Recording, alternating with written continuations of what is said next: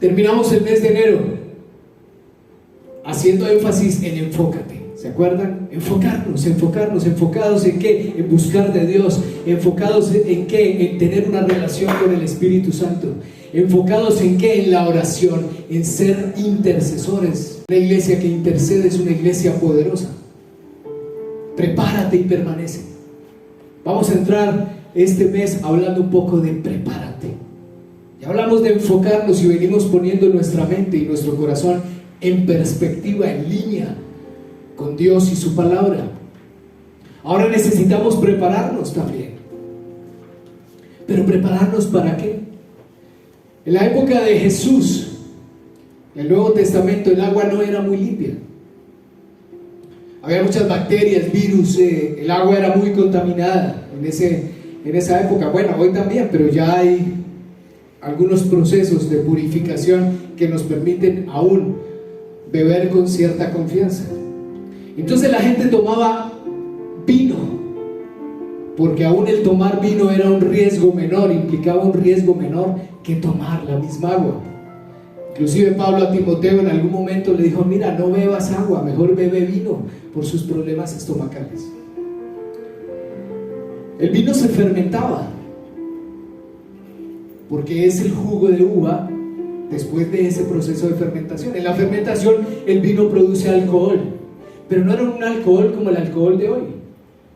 Es decir, que es un error también pensar que lo que se tomaba era jugo de uva, porque realmente había fermentación, pero también es un error pensar que el vino de esa época tenía tanto alcohol tal vez como tiene hoy. Con esto que les estoy diciendo no quiero animarlos a beber vino, simplemente quiero dar contexto sobre lo que voy a hablar. Dios da vino que alegra el corazón del hombre, dice el Salmo 114. Y Eclesiastés 9:7 dice: así que adelante, come tus alimentos con alegría y bebe tu vino con un corazón contento, porque Dios lo aprueba. Realmente la Biblia lo que condena es la embriaguez, la borrachera y la adicción al alcohol y sus consecuencias. En 1 Corintios capítulos 6, 8 y 10, si usted quiere puede averiguar, puede leer y ahí va a encontrar más contexto sobre lo que le estoy diciendo. Los cristianos no debemos permitir que nuestros cuerpos sean dominados por cualquier cosa, es lo que dice Pablo en Corintios. Los cristianos no debemos permitir que nuestros cuerpos sean dominados por cualquier cosa, bien sea vino, comida, placeres, drogas, etc. Tampoco debemos ofender a otros o animarlos a pecar contra su conciencia. Es decir, que no debemos ser piedra de tropiezo para aquellos que tienen problemas con adicciones. Y a la luz de estas advertencias de la palabra, pues también sería un error pensar que un cristiano, como lo he escuchado por ahí en un par de ocasiones, beba alcohol para la gloria de Dios. No, eso no es cierto. Es que Jesús tomaba vino con sus discípulos. Sí, seguramente, pero tú no encuentras en la palabra que Jesús estuviera borracho, que Jesús estuviera haciendo el ridículo, o que fuera su costumbre realmente beber para embriagarse. No lo es. Pastor, pero Jesús tomaba vino. Sí, en un par de pasajes en la palabra menciona que Jesús estaba tomando vino. En la última cena compartió vino con sus discípulos. Y también en las celebraciones que se acostumbraban en esa época, Jesús tomaba vino. Pero Jesús siempre hacía la diferencia en todo. Eso es lo impresionante de Jesús, que Jesús, a pesar de que estaba en medio de sus costumbres y no era displicente con nadie, porque él procuraba seguramente ser un caballero y no rechazar a nadie, pero él siempre hacía la diferencia. Y encontramos que Jesús hacía mejores cosas que beber vino, como por ejemplo convertir el agua en vino. Eso sí era interesante. ¿Usted se imagina a Jesús borracho? Hace un tiempo conocí a un pastor y algo me animaba a acercarme a él. Quise tal vez entablar una relación o iniciar una relación de amistad. Le invité a tomar un café, fuimos, conversamos, compartimos testimonios de vida. Me contó su testimonio, me pareció tremendo. Y me sorprendió mucho que después de más o menos 1 hora y media de estar conversando, en los últimos 15 minutos este hombre se despachó en palabra puesta por el Espíritu Santo sobre mi vida. Pero era que no paraba y me decía: tengo que decirte algo, y escucha esto, y escucha esto, y escucha esto, y escucha esto. ¡Wow! Y luego de darme muchos consejos, me contó una historia sobre los vinos de Gran Reserva en España. Fue un tiempo impresionante. Yo dije: voy a ponerle toda la atención del caso, porque yo sé que el Espíritu Santo me está hablando a través de este hombre, y yo sé que tiene algo importante para contarme. Él no quiso ser el protagonista de la conversación, sino de un momento a otro es como si el Espíritu lo hubiera tomado y empieza a decirme una serie de situaciones que me estaban pasando en ese momento. Y creo que sé identificar cuando eso sucede. Me contó una historia muy linda que les quiero compartir. Muy linda, bueno, no sé si sea linda, pero es interesante. Sobre los vinos de Gran Reserva en España. Y yo no sabía que en España los vinos se subastan. ¡Wow! No tenía ni idea, pero hay algo mejor. Algunos vinos de reserva o de Gran Reserva se subastan antes de ser producidos. Yo eso sí nunca lo había leído. ¡Wow! Una subasta de vinos. Ok, lo dice bien. Comienza la subasta, arranca en tal precio, me imagino yo así como en las películas. Pero nunca se me había ocurrido pensar que una subasta de un vino pudiera comenzar desde antes de ser producido, desde antes de ser sembrada la uva que lo iba a generar.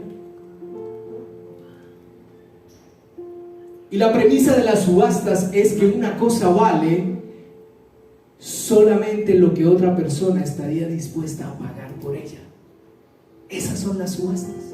Y entonces se trata de encontrar a esa persona. Ese es el quid del asunto. ¿Quién da más? ¿Quién ofrece más? ¿Quién ofrece tanto? Entonces alguien se levanta por allá y dice: yo. Ahí esa subasta o ese vino, en este caso, empieza a adquirir un valor cuando alguien se levanta y está dispuesto a pagar un precio determinado por ese producto. Existen vinos diferentes. Hay vinos jóvenes, vinos de crianza, vinos de reserva, vinos de Gran Reserva. Y la diferencia está en el tiempo de envejecimiento, en las barricas o en los toneles de madera en donde permanece el vino durante algunos meses y se envejece o se añeja. En esos toneles de madera es donde el vino absorbe las propiedades del roble, y entonces de ahí depende su olor, su sabor, su textura, es decir, las propiedades organolépticas. Y el tiempo puede ir desde 6 meses hasta 60 meses, es decir, 1 año, 3 años, 5 años para producir un vino de Gran Reserva, y de eso depende el precio. Bien, la historia de mi amigo pastor se enfocó en el vino de Gran Reserva y me dijo: mira, es el tipo de uva lo que determina realmente el resultado del vino. No solamente es el tonel, no solamente es la madera, no solamente es el roble, sino el tipo de uva. Y la uva del Gran Reserva tiene algo especial, y es su tamaño. Antes de la vendimia, es decir, antes de la cosecha, esta uva tiene un proceso que consiste en enredar el fruto, es decir, la uvita, entre las ramas para evitar que crezca de tamaño. Es decir, que el secreto está en que la uva no crezca. Yo dije: wow, yo pensé que era lo contrario. Yo me imaginaba que la uva había que estimularla para que creciera, es decir, más o menos un proceso transgénico o algo así, y que entre más grandes y más gordototas, entonces mejor el vino o más jugo. Y resulta que no. Se trata de evitar que crezca la uva, que se mantenga pequeña, porque de esa manera mantiene concentrado el 100% de sus jugos, y entonces en el momento de exprimirla se aprovecha todo. Ese es el mejor vino de Gran Reserva. ¡Wow! Impresionante. Me encantó, realmente mi amigo pastor me cautivó con esa historia. Y le dije, bueno, ¿y a dónde va todo este cuento, toda esta historia?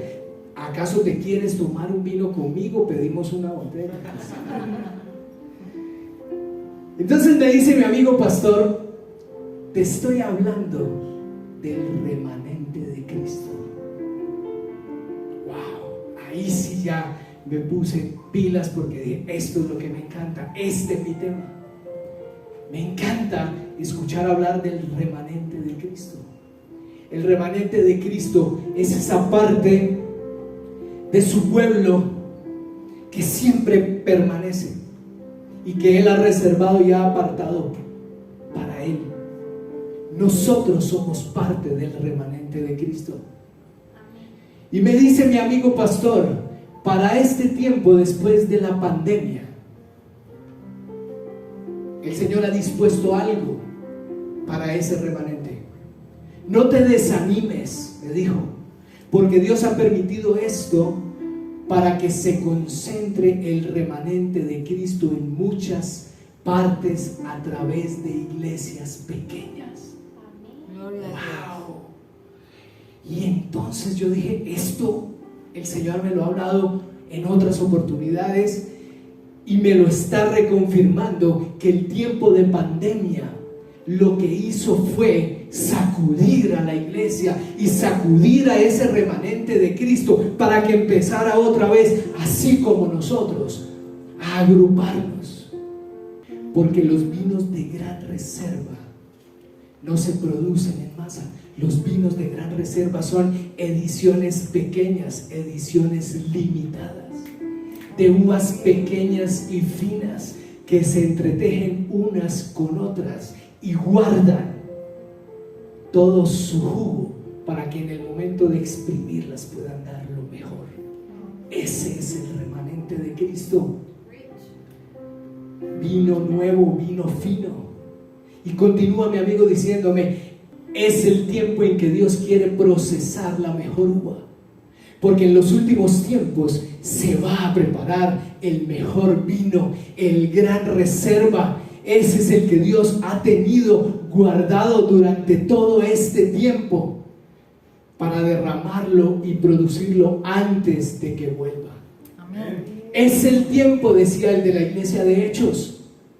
No te preocupes, Andrés, no estés ansioso, porque es Dios quien va a traer a los que van a ser salvos a estos lugares. No te afanes, porque Él va a llevar a tu iglesia. Él va a llevar a tu iglesia a los que han de llegar a tu iglesia. Él va a llevar a tu iglesia a los que han de ser salvos en tu iglesia. Tú haz lo que tienes que hacer. Predica la palabra. Ora, no desistas. Predica con denuedo. Adora. Sé un sacrificio para el Señor. Que el Señor se encarga del resto. Y entonces yo pensé, así es. Sí, así es. Cristo ya pagó por esta cosecha de manera anticipada. Fue lo que vino a mi mente y lo recibí como una palabra profética. Porque si tú ves, eso fue lo que Jesús hizo. Jesús ya pagó por este vino. Jesús subastó este vino, esta cosecha. Esta cosecha de hoy está paga desde hace 2000 años atrás, que Él le dio valor a su remanente. Él dijo, yo le apuesto a este vino de gran reserva, yo le apuesto a estas uvas que van a ser cosechadas al final, yo le apuesto y yo pago, y le dio todo el valor.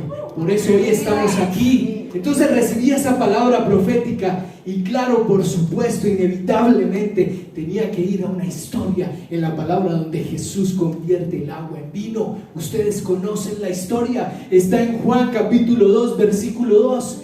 El primer milagro que Jesús hizo en público, prácticamente, porque antes de esto Él había estado haciendo milagros, pero en la intimidad de los suyos. Dice que después de la boda se fue Jesús con su madre, sus hermanos y sus discípulos a Cafarnaúm. Comencé leyendo Juan 2:2 con la siguiente expresión: al día siguiente.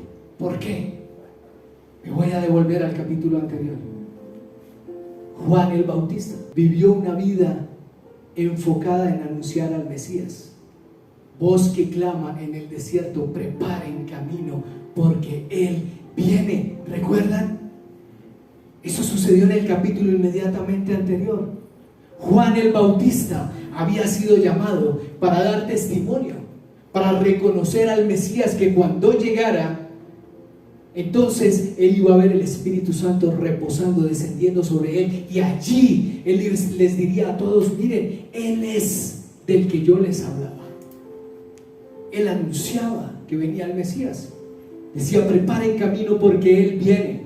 Y cuando lo vio públicamente, Juan lo proclamó, dio testimonio. Juan no era la luz, pero Jesús sí. Y aquí tengo mi primer punto para ti hoy.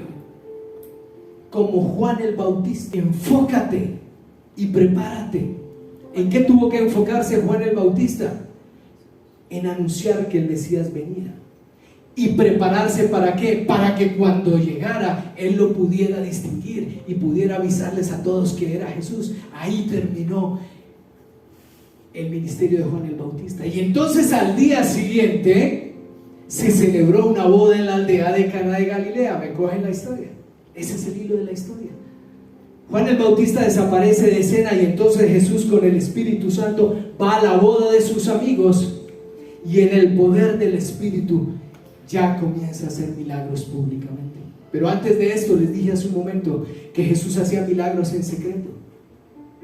Jesús antes se había revelado a sus cercanos, a los discípulos, así como estamos acá, en corto, en intimidad. ¿Para qué? Para que lo siguieran. Entonces primero vino Simón y caminó con él, después se sumó Andrés, después María, después Santiago, después Tadeo, y así vinieron caminando con él los discípulos. Y en este momento Jesús vino a una fiesta también de unos cercanos, y allí encontró el escenario propicio para comenzar a hacer milagros en público, aunque seguramente muchos ni cuenta se dieron en la fiesta. Yo me imagino a los discípulos esperando a ver qué iba Jesús, hacia Jesús, qué iba a hacer, a la expectativa de él. Pero me imagino el resto de los invitados a la fiesta simplemente pensando en vino. Bueno, ¿y qué pasó con la otra ronda? Se acabó el vino, porque es que el vino fue insuficiente y se gastaron, se acabó el primer vino y no había con qué atender a los invitados. Eso era una deshonra, se consideraba una deshonra en ese tiempo. Pero fíjense lo siguiente: Jesús dijo: llenen las tinajas de agua. Jesús primero dijo: Madre, todavía no es el tiempo. Pero lo que yo descubro aquí es que Él después miró y dijo: wow, pero es que todo está dado. El escenario es propicio. Estamos en boda de nuestros amigos, van a quedar en vergüenza, la gente está pidiendo vino, mi madre vino a decirme que por favor a interceder por mis amigos, mis discípulos están esperando a ver qué va a pasar, qué voy a hacer, y hay unos sirvientes allá que están en 4 patas tratando de sacar hasta la última gota. El escenario es perfecto. Me imagino yo a Jesús pensando de esa manera. Y entonces Jesús dice: llenen las tinajas de agua. Y ahí yo hago un alto en el camino y digo: pero claro, nosotros sabemos el final de la historia, convirtió el agua en vino, pero póngase a pensar, si usted hubiera estado ahí y Jesús le dice: a ver, llena las tinajas de agua, yo le hubiera dicho: Señor Jesús, pero agua es lo que tenemos, el problema no es el agua, es el vino. A veces somos así. Cuando Jesús nos dice: necesito que hagas esto, y nosotros le decimos: no, es que tú no me has entendido, Señor. El milagro que yo necesito es este otro. Y yo veo a Jesús ahí diciendo como: a ver, llenen las tinajitas de agua, usted hágame caso. Y los sirvientes, ¿qué hicieron? Caso. Porque es que un siervo hace caso. Una persona que sirve hace caso, no se pone a preguntar, aunque en su mente seguramente no lo entienda. Y aquí tengo un primer punto, y es: Jesús va a hacer en tu vida y en mi vida cosas fuera de nuestra lógica, porque Jesús no es lógico. Yo soy muy lógico. Me encanta la lógica, me encanta el 1, 2, 3, el por qué, el para qué, la causa, la consecuencia. Pero a menudo cuando leo la palabra me encuentro con un Jesús que rompe toda mi lógica, un Jesús que sorprende, un Jesús que hace lo que no esperamos que hiciera, porque Él obra como quiere. Entonces, ¿qué hizo Jesús aquí? Utilizó las tinajas sagradas. Mejor dicho, lo que nadie se le hubiera atrevido a usar, pero era lo que había. Esas eran las tinajas para las ceremonias de los judíos, sagradas. Con ellas se lavaban las manos y se aseaban antes de entrar en sus ceremonias y de tomar los alimentos. Eso era sagrado. Y Jesús las vio y dijo: bueno, pues eso es lo que hay, llenémoslas. Ustedes llenen las tinajas. Jesús usa lo que Él quiere para sus propósitos. Aún lo que nadie se atrevería a tocar, Él sí lo hace. Jesús se preparaba para hacer un milagro. ¿Por qué? Porque quería que sus discípulos lo vieran, que estos sirvientes fieles lo vieran y que sus amigos no quedaran en vergüenza, porque a los cercanos Jesús no nos deja quedar en vergüenza.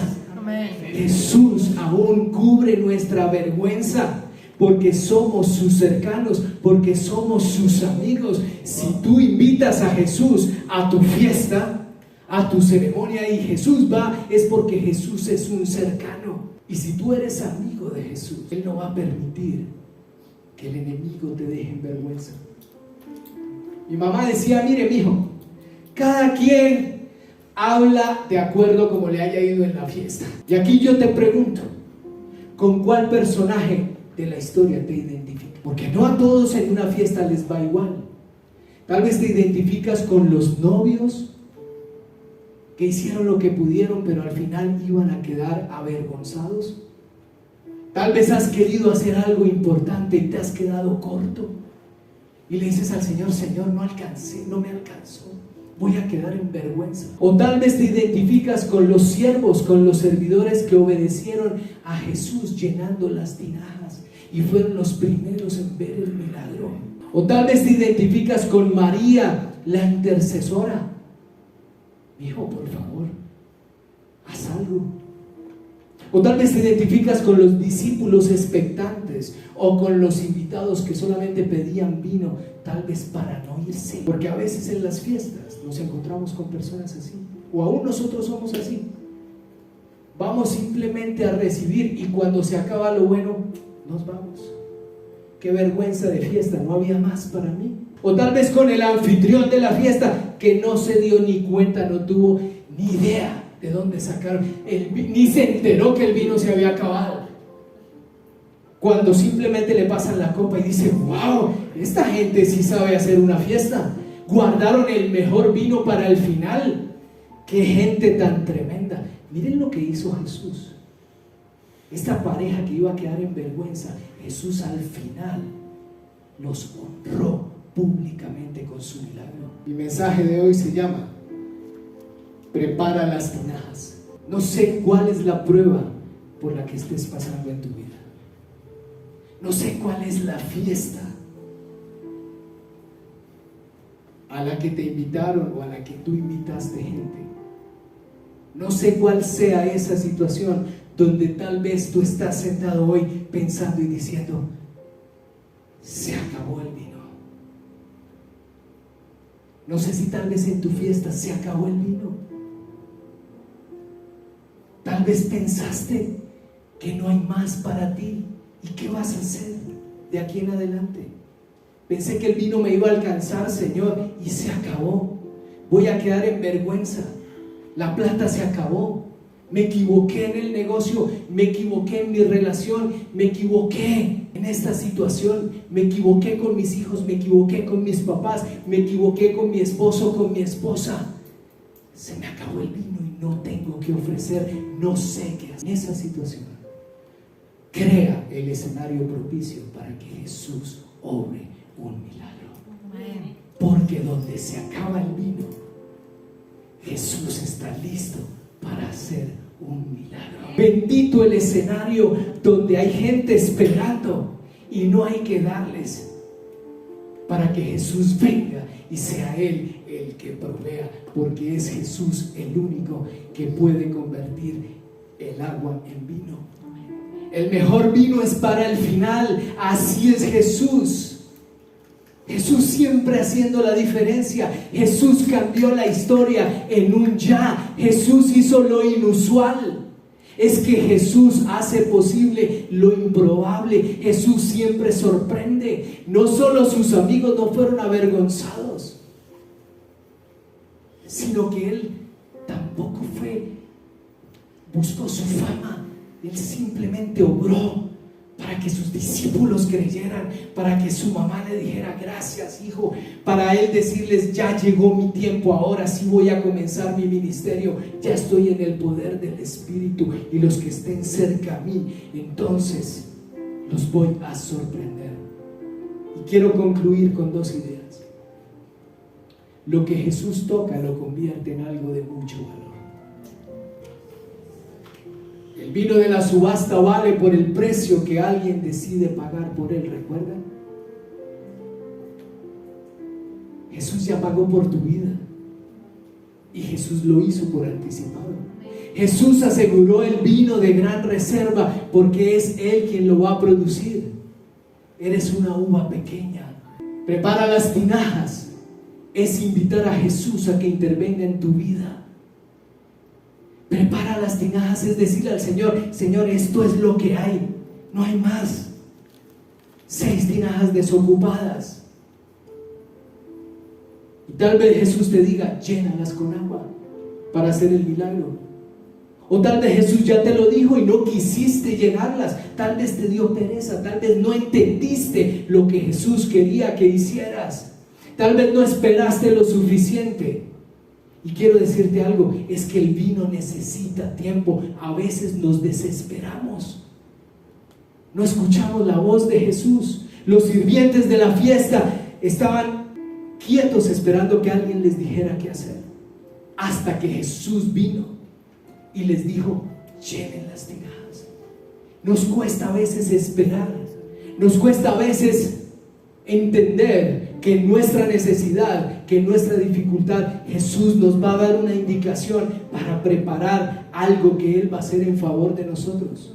El vino, gran reserva, necesita tiempo, y los milagros también, porque por lo general son a su manera y no a la nuestra. Prepárate como una uva de gran reserva. ¿Qué tal si en vez de volvernos consumidores de redes nos convertimos en provocadores de milagros? Pongámoslo en el contexto de hoy. ¿Qué tal si en vez de volvernos consumidores de prédicas o de cultos o de rituales, más bien nos volvemos provocadores de milagros? Tal vez con nuestro vecino, tal vez la fiesta del vecino está en la mala y nosotros podemos ir allá a invitar a Jesús a que obre en su situación. Tal vez en nuestra familia o aún en nuestra propia vida. ¿Qué tal si en vez de estar criticando a los que se equivocan, como lo he visto últimamente, usando redes sociales para hablar mal de la amada del Señor, de la iglesia de Cristo?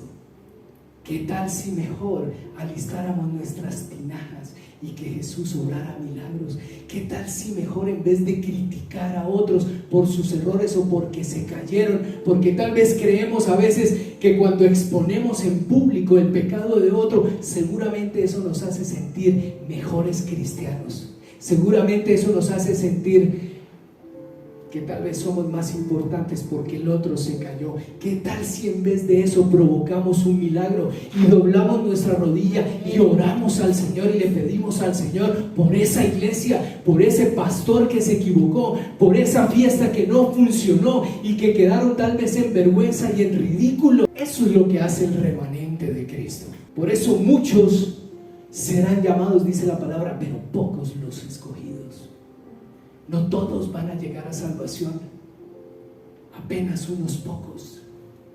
Ese es el remanente de Cristo. ¿Qué tal si nos preparamos? ¿Qué tal si hacemos como Juan el Bautista? Preparemos camino porque Cristo vuelve. Cristo viene por su iglesia.